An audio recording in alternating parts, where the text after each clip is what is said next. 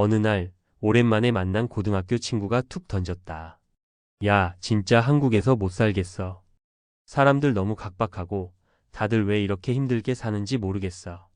한참을 듣다 말없이 커피를 마셨다.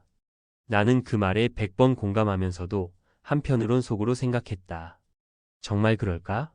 우리가 사는 이 나라, 그렇게 살기 힘든 곳일까? 사람들이 점점 더 많이 말한다. 한국은 불행한 나라라고.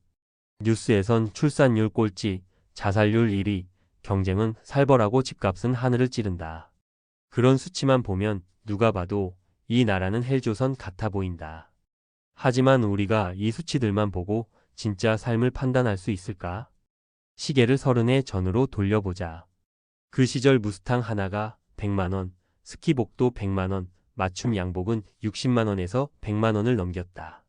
그 시절의 월급 수준을 생각하면 옷 한 벌이 거의 생계 수준이었다. 그런데 지금은 어떤가? 온라인 쇼핑몰만 열어봐도 예쁜 옷이 5만 원도 안 되는 가격에 쏟아진다. 물가는 분명 올랐지만 체감은 그렇게 높지 않다. 소비의 다양성과 접근성이 크게 개선된 덕분이다. 외국에서 수년을 산 지인은 늘 이렇게 말한다. 한국은 진짜 살기 좋은 나라야. 밤늦게 혼자 다녀도 안전하고 병원비도 진짜 싸. 미국이나 캐나다에서는 병원에 가기 전 먼저 카드 잔고부터 확인해야 하거든. 실제로 캐나다에서는 진통제 하나를 처방받기 위해 70km를 운전해 병원에 가야 하고 진료비는 28만 원 가까이 나온다.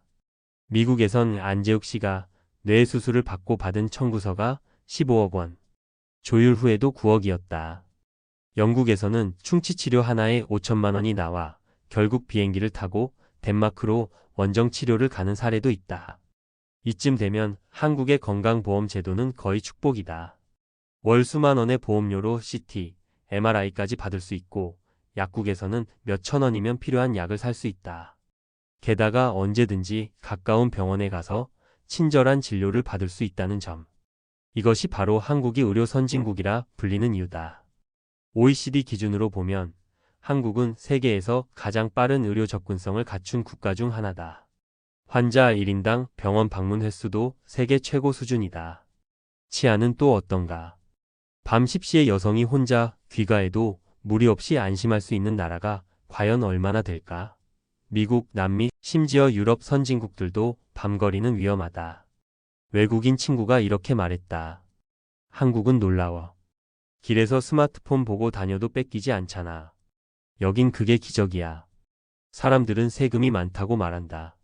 하지만 노르웨이, 캐나다의 소득세율은 50에서 60%다.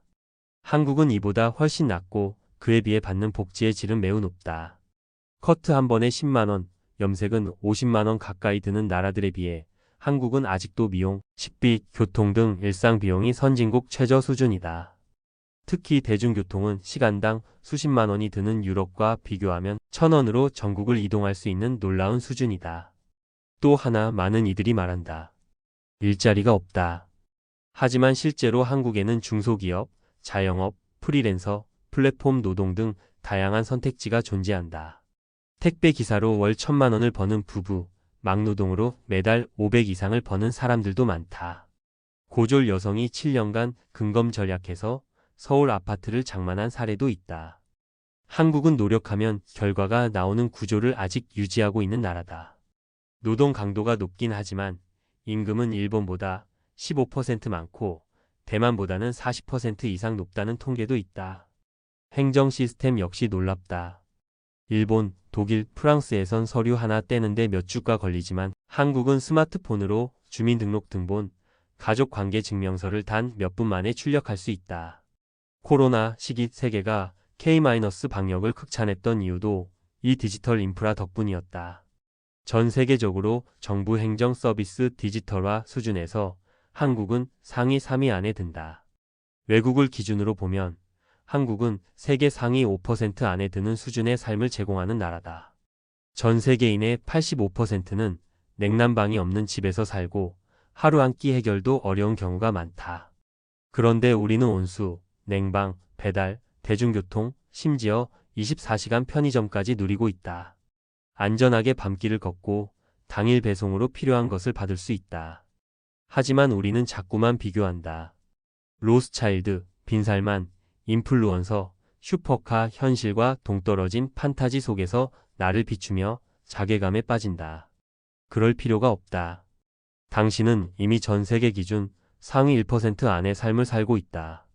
컴퓨터가 있고 자동차가 있으며 자기 이름으로 된 집이 있고 하루 3끼를 굶지 않는다면 그것만으로도 세계 상위 계층이다. 이쯤에서 스스로에게 물어보자. 나는 지금 어떤 삶을 살고 있는가? 내가 불행한 게 아니라 눈이 너무 높아졌던 건 아닐까? 우리가 필요한 건 더 많은 욕망이 아니라 더 깊은 감사다. 가진 것에 눈 돌리면 비로소 삶이 따뜻해진다. 참 다행이다. 한국에 태어나서. 이 말 한마디가 모든 걸 바꾸진 않더라도 오늘 하루를 다르게 살게 할 수 있다. 고개 숙이고 살 이유는 없다.